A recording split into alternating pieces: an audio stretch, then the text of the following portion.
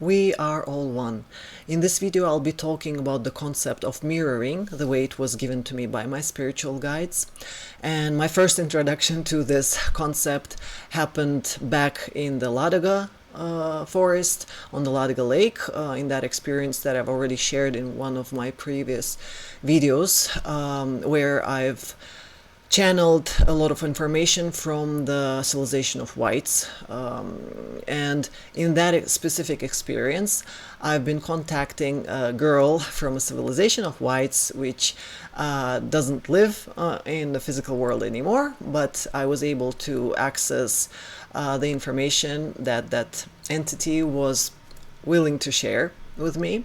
And one of the concepts was this concept of mirroring, which I was not ready to fully understand or accept at that point of time, but it was stuck with me for a while, and now I'm a little bit better in understanding it, and I'll try to explain it the way I see it. So the first experience, how I was introduced to it, was in that forest on Ladoga Lake, where while interacting with this white girl, I was asking her all kinds of questions, and one of the questions was when I asked her to show the way they lived. Like, I asked her, like, can you show me the people and how you lived? And she showed me a vision where there was like a beautiful place in that forest. It was all green, and there was like the space where people were dancing. I saw like a group of people beautifully dressed and dancing, like standing in a circle holding hands, all facing each other. And when I got closer, I realized that there was like this whole group consisted of females and males, like it was a mixed group, everyone standing in circle and holding hands. I get closer and I realize that all the females are dressed in the same exact white dress. Everyone is tall, all the figures are same. When I look closer, they all have the same white, long white hair. And I realized that they also have all the same face. All of the people in that, all of the females looked exactly the same. They were like sisters. They were like all same height, all same hair, all same face, all dressed up exactly the same. And when I looked at the male figures, they appeared to also all be same. All dressed same, all same figures, and all faces were exactly the same. The moment I saw that, the moment I realized how similar they were to each other, I was so shocked by that vision, by that realization that they're all same, that my natural question was, how do I recognize which one is mine? That was my like natural confusion. That's what I felt like, and that's the question I asked her. And that shock of the vision, it was so hard for me to grasp that I right away just snapped out of that picture. And that was my question, like, how do I recognize which man is mine? Like, we're all dancing together, it's a big circle, and all men have same faces. And she laughed at me. She laughed at me and she said, this is the side effect of your current level of development. You are so focused on separating yourself from the others. You are so focused on being different. Like she said, you actually put so much effort into trying to look different from others. You're like trying to be not to be same as anyone else. So you actually put so much effort into being different from the other that you are already unable to see that you are one. And that is the level of your current confusion. At this level of consciousness at this stage of development, you are unable to perceive your connection with others, because you actually put a lot of effort intentionally trying to look different. And so, of course, like once you put it, you succeed, you look different, so you don't recognize yourself in others anymore. That was the logic, which kind of like made me think. And she said, next thing she said was, but in fact, there is, like, we're all one. There is only one woman and only one man, and they are one. Which didn't make any sense to me at that point. Sounded good, nice, very spiritual, but I didn't get the point. So basically, my natural reaction to that vision just tells a lot about my level of development at that time. And it really tells a lot about our common perception of reality that we all humans at this current state of our development have. We really do put so much importance into like seeing the differences, trying to actually be as different as we can possibly be from others, and that's actually what stops us from uniting and seeing the oneness and feeling the oneness. And so I guess you got the point. So after that event, that concept just kind of stayed in my mind for a while. I couldn't fully use it, but later on, my spiritual guides who follow me everywhere, they started giving me more and more hints on like how to work with this concept, like how to how to exercise in order to understand it better. And one of the exercises that they gave me, for example, was a task to stop looking in the mirror, like stop looking at yourself. And which was like, okay, how do I do like I can't, okay, I can look at myself less often, but I can't stop looking at myself. Like I need to check this, I need to check that, I need to. And they actually gave me like very strict instruction to stop looking in the mirror. And I tried, but I couldn't follow it. So the next day after they gave me that instruction for several days in a row, and I still couldn't do it. So next morning I wake up and I see that a huge mirror in our at the place where I was living at that time. In the hallway there was like the main big mirror which we were using like before we leave home, and that huge mirror just out of nowhere suddenly it just dropped and crushed into tiny pieces. So that was a clear message from my guides, like if you don't listen to our instructions, now you don't have a mirror to look into. It's like, okay, now I understood. Okay, I'll try my best. So that's one of the exercises that I suggest maybe you can try to avoid looking at yourself at least for a day or two.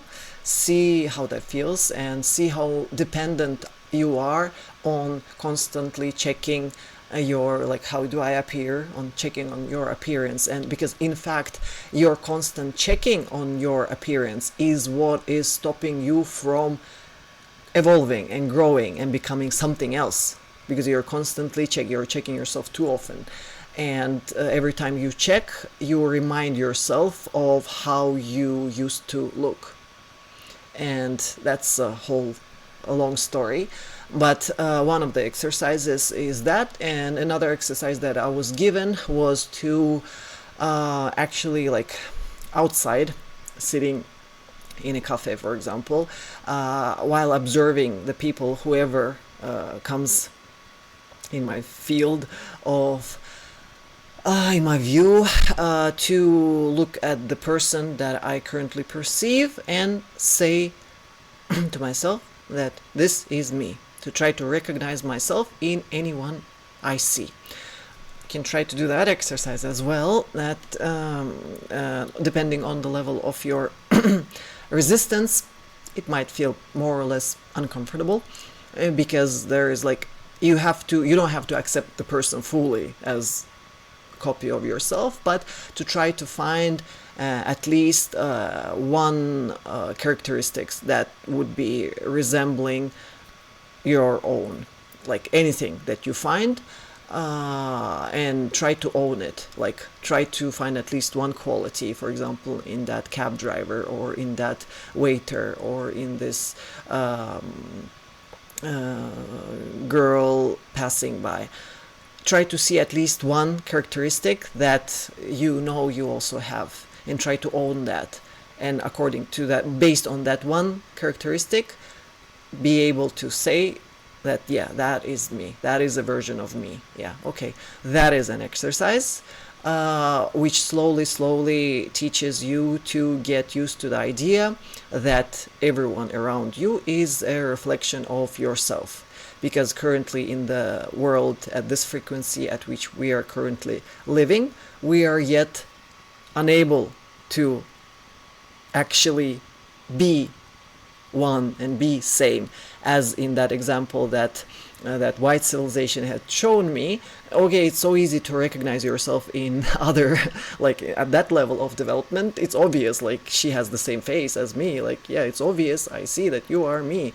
So clear, so easy to do that exercise there. It's so easy to practice this, understand this idea of mirroring, and idea of unity, and idea of us all being one. So easy to understand it up there in that high frequency where it's obvious, where she basically looks exactly like me. So like, it's so easy for me to unite, connect, love her as myself, accept her as myself, see no point to compete with her because she is me, and so on and so on. There at that frequency, it's easy to do, and it's obvious. Here at this frequency, it is kind of hard, because like we have put so much effort into separating ourselves from each other, and we've actually put efforts to look different, to create the shape which is different and special and just mine, unique.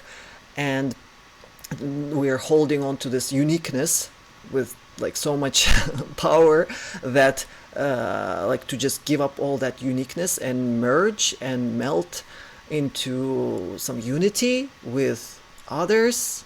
It is kind of like hard at this level of existence, but it is an exercise that we can slowly step by step, we can work our consciousness up to the level where we actually start perceiving others as reflections of ourselves, when we are especially dealing with some behaviors that or reactions that we don't like in others, like in our, I don't know, partners or children or any people that we're dealing with.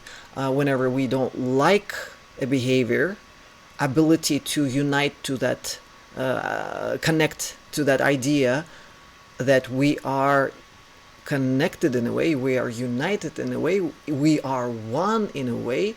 This person is my mirror in a way, so if this person is expressing that behavior, it means I do have that behavior in me in a way which like I don't recognize maybe, and that is the way out of this illusion and out of this trap. Realizing that, yeah, those things that annoy me in the other person are in me, because they can annoy me only if I'm able to perceive them. And to be able to perceive something, I have to have it in me first. That's how our brain works. I have to have the idea of stealing before I'm able to notice that somebody has stolen something from me. Just think about it. If when you were a little child and one of your little toys suddenly disappeared, and you are not yet introduced to the concept of stealing, you cannot imagine that it was stolen. If you don't know that concept yet, a thing suddenly disappearing will seem to just magically be gone. Like, it's not like to think that it might have been stolen, you must first be instructed to think that way. You must first be introduced to the concept of stealing. So once you have the concept of stealing, then you're able to perceive stealing outside of you. You're able to perceive that desire to steal my thing in that person only because you have that idea of stealing in you. That's the logic. Only the things that you already hold in yourself, you're able to notice in others. And that's the idea of mirror. That's why, like, the other person is not bringing anything to you that, like, if they do bring something new to you, you don't recognize it until they totally fully introduce you to this new object. If you just perceive something in someone, it is something of your own. It's something you're projecting. And that person is just serving as a mirror, as a reflection, as a surface which just reflects your own concept to yourself. So that person is serving you. If you want to know yourself better, you just look at the mirrors around you, all these terrible people who surround you everywhere. They are just mirrors which serve you and try to reflect you back all the things that you hold inside yourself but you don't want to own. Once you own them, you allow yourself to steal and you allow others to steal too, because we are all one and we're all same. So once you allow yourself to be bad, then you give permission to others to be bad as well, and then you don't perceive badness as a thing anymore. So it just dissipates. So that's the introduction to the idea of mirroring. I hope it made sense.